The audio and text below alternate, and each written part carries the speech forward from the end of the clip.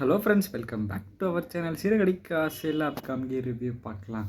மொத்து வந்து என்ன பண்ணுறாருன்னா, மீனா இவங்கெல்லாம் வந்துட்டு எப்படி இருந்தாலும் ரவி, ஸ்ருதி இவங்களுக்கு ஹெல்ப் பண்ணலாம் அப்படின்ற மாதிரி ஒரு பிளானை போட்டுக்கிட்டு இருக்காங்க. ஆனாலும் இது வந்து முத்து வந்து வேறு மாதிரி கொண்டு போயிடுறாங்க. எப்படியோ வந்துட்டு ஒரு வழியாக கதை முடிஞ்சிடும்னு பார்த்தா இன்னும் கொஞ்சம் பெருசாக எடுத்துகிட்டு போயிட்டே இருக்குது. எங்கிட்ட மீனா தாங்க கடையை புதுசாக அந்த அப்பார்ட்மெண்ட்டில் ஓப்பன் பண்ணிடுறாங்க. அந்த மேனேஜர் வந்து இது மாதிரி மனோஜ்கிட்ட தனியாக பேசணும் அப்படின்னு சொல்லி கூப்பிட்டுட்டு அங்கே ரோஹிணி வராங்க. எதுக்கு இங்கே வந்து அப்படிங்கிறப்போ, எனக்கு தெரியாது, இந்த அப்பார்ட்மெண்ட்டோட மேனேஜர் தான் என்னை வர சொன்னார் அப்படின்ற மாதிரி சொல்லி அவங்க ஒரு கதையை சொல்கிறாங்க. எதுக்கு அவர் வர சொன்னார் அப்படிங்கிற மாதிரி கேட்குறாங்க. இந்த மாதிரி ஒரு விஷயம் நடந்திருக்கு. இந்த மாதிரி உங்களுக்கு நாங்கள் ஒரு 60 பில்டிங்க்கு 60 ரூமுக்கு வந்து இந்த மாதிரி ஹோம் அப்ளையன்ஸ் எல்லாம் கொடுக்குறக்கா நான் உங்களுக்கு வந்து செக் தரேன் அப்படின்ற மாதிரி சொல்கிறாங்க. எப்படி சார், என்னன்னா இதெல்லாம் கிடைக்கிறதுக்கு காரணம் அவங்க ஒய்ஃப் தான் அப்படின்ற மாதிரி ரோஹிணியை சொல்கிறாங்க. இந்த மாதிரி எல்லா விஷயமும் சொல்லிட்டு போயிடுறாங்களா. அடுத்து அவங்களும் பேசிடுறாங்க. இந்த மாதிரி உனக்கு வந்துட்டு நான் தான் பார்ட்னர் இந்த பிஸ்னஸ்க்கு, நீ இதுமாரி என்கிட்ட கேட்காம எதுவும் பண்ண முடியாது.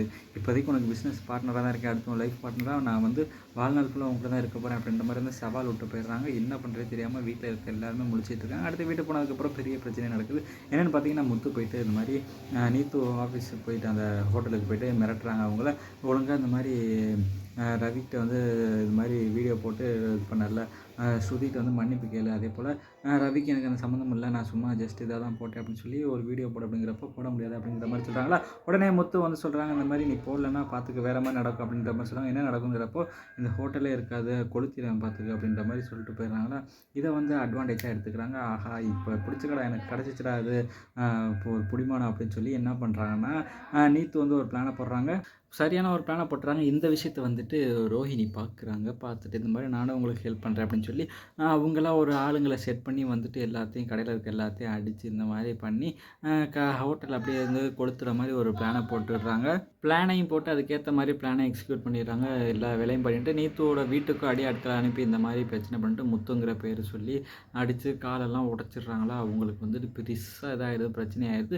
இந்த விஷயம் வந்து ரவிக்கு தெரிய வருது. என்னாச்சு ஏதாச்சும் இந்த மாதிரி முத்து தான் வந்து இது மாதிரி மிரட்டி இது மாதிரி பண்ணிட்டார் அப்படின்னா வீட்டுக்கு போகிறாங்க. போய் பெரிய பிரச்சனை உண்டு பண்ணி முத்து சட்டையை பிடிச்சிடுறாங்க. என்னடா ஆச்சு அப்படின்னு வீட்டில் எல்லாம் கேட்குறப்போ, இவன் என்ன பண்ணியிருக்கான்னு தெரியுமா, எதுக்கு நான் என் விஷயத்தில் நீ தலையிட்டு இருக்கு அப்படின்னு கேட்குறாங்க. என்னடா ஆச்சு அப்படின்ற கேட்குறப்போ இந்த விஷயம் சொல்கிறாங்க. நீத்துக்கு இந்த மாதிரி ஆயிடுச்சுப்பா, இது மாதிரி போய் மிரட்டிட்டு வந்திருக்கான், போயிட்டு நீத்து வீட்டில் அடித்து அவங்க காலை உடச்சிருக்கான், ஆளை வச்சு அடித்து, அதே மட்டும் இல்லாமல் ஹோட்டலில் போய் கொளுத்திட்டு வந்திருக்கான் அப்படின்ற மாதிரி சொல்கிறாங்க. நான் எதுவும் பண்ணவே இல்லையடா அப்படின்ற மாதிரி சொல்கிறாங்க. நீ தான்டா பண்ணியிருக்க, நீ பண்ணியிருக்க, நீத்து சொல்லியிருக்காங்க அப்படின்றப்போ இந்த மாதிரி வந்து மீனை வந்து சட்டைக்கு போகிறாங்க. ரவி, என்ன நினச்சிட்டு இருக்கீங்க, அவர் அப்படி பண்ணியிருக்க ஆள் கிடையாது, என்ன நீங்கள் பாட்டு உங்கள் இஷ்டத்துக்கு சொல்லிட்டு இருக்கீங்க அப்படின்னா, அண்ணி அவள் சொல்கிறா நீ நம்பிட்டு இருக்கீங்களா அப்படின்ற மாதிரி கேட்டுகிட்டு இருக்காங்களா. அவள் என்ன வேணால் சொல்லுவா, அதெல்லாம் உண்மையாகிட முடியுமா அப்படிங்கிறப்போ போலீஸும் வந்துடுறாங்க. வந்துட்டு இந்த மாதிரி கம்ப்ளைண்ட் கொடுத்துருக்காங்க சார் அப்படின்றப்போ, சார் நான் எதுவும் பண்ணலை சார் அப்படிங்கிறாங்க. அதெல்லாம் எனக்கு தெரியாது சார், கம்ப்ளைண்ட் கொடுத்துருக்காங்க அப்படின்னு சொல்லி எல்லா விஷயத்தையும் சொல்லி போலீஸ் வந்து முத்து அரெஸ்ட் பண்ணிட்டு போகிறாங்க. மீனா வீட்டில் எல்லாருமே வந்து பேசுகிறாங்க. ஆனால் வந்து விஜய் வந்துட்டு இவன் கண்டிப்பாக பண்ணியிருப்பாமா அப்படின்ற மாதிரி வந்து மனோஜ் இவங்களும் பேசுகிறப்போ, இப்போயும் நீ திருந்த மாட்டில்ல அப்படின்ற மாதிரி சொல்கிறாங்களா. ஒரே பிரச்சனையாகவே போயிட்டுருக்கு. இங்கே வந்துட்டு முத்துவையும் அரெஸ்ட் பண்ணி கூட்டிகிட்டு போயிடுறாங்க. இதை வந்து யார் காப்பாற்ற போகிறா, ஸ்ருதி வந்து காப்பாற்றுவாங்களோ, அவங்க வந்துட்டு எந்த மாதிரி ஹெல்ப் பண்ணி காப்பாற்றுவாங்க அப்படிங்கிறத வந்து நம்ம பொறுத்து இருந்து பார்க்கலாம். இந்த வீடியோ பிடிச்சா மறக்காமல் லைக் பண்ணி ஷேர் பண்ணி சப்ஸ்கிரைப் பண்ணிடுங்க. Thank you friends.